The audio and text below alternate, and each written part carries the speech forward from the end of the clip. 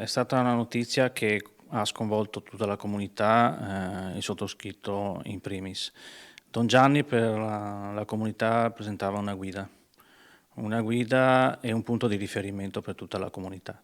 La comunità piange Don Gianni Feltrin, scomparso ieri sera dopo un tragico scontro frontale sulla A27 all'altezza di Spresiano, in un tratto in cui è presente un cantiere che prevede il doppio senso di marcia.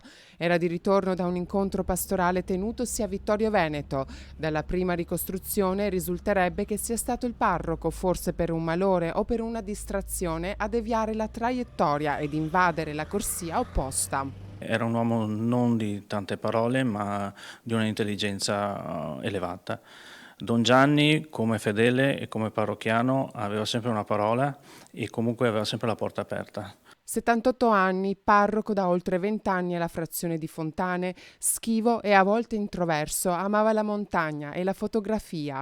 Don Gianni ha guidato la sua comunità con discrezione e determinazione. Lascia due sorelle a cui era molto legato. Questa sera alle 20:30 verrà recitato il rosario alla chiesa di Fontane di Villorba. Posso anticipare che i funerali verranno fatti a Fontane, presso il Palateatro, per dare la possibilità a più fedeli della comunità di partecipare in piena sicurezza con le norme Covid e sarà Sua Eccellenza il Vescovo a celebrare la funzione. Non abbiamo ancora la data.